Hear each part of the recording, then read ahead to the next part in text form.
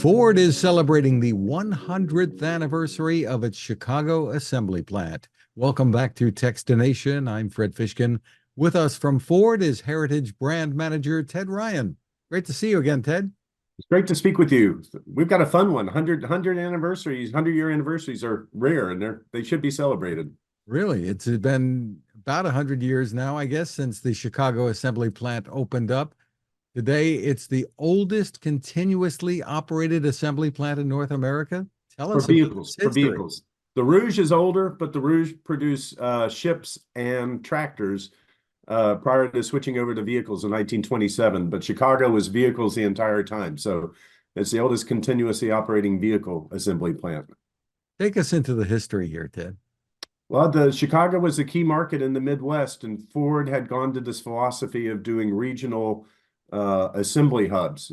So we had the Crystal Palace and Dearborn, and we had the Rouge in Dearborn, but Chicago, Atlanta, Kansas City, the other regions, we began to build plants. So in March of 1924, they built it, and Fred, it's stunned me when I found the research. We built 100,000 Model Ts and trucks that first year in Chicago, even in that last 9 months. So that assembly line process is something when it gets going. The building is a interesting one. It was designed by noted architect Alfred Kahn. So it was another Kahn building within the Ford system. And in the lifetime, in the 100 years since, they've built over 15 million vehicles in Chicago. That's from the Model T on up to what's it doing today? Today, it is actually doing the all-new Explorer, the Aviator, and the Police Interceptor. The Police Interceptor is an interesting one. So basically, it's an Explorer, but then it's sent to an upfitter who converts it into a police utility vehicle at the request of the individual police precincts. They can specify if they want lights on top, inside, everything else like that. So those are the three vehicles that are produced in Chicago now. And I think it goes a little faster, if I'm not mistaken. It goes a little faster. It goes, and I actually have an Explorer on order, and I looked, and it's due to be built in Chicago in the next couple of weeks. So hopefully, I'm going to look and see if it's talk to the plant manager and see if my car is going the day that I'm there. That because I'll be there on Sunday. That would be great. You could put a little initials inside some. Yeah. So during the Second World War, of course, there was a shift there, as there were in a lot of assembly plants, right? It is, and at the Friends and Family this week, we're going to have all the employees are going to be able to bring friends and family. We actually built some panels out talking about the wartime effort. So Chicago was critical to the arsenal of democracy. They built over 6,000 M8s and M20s, the personnel vehicles, then the tanks. They built parts for airplanes. Chicago played its role within the Ford system as being part of their arsenal of democracy.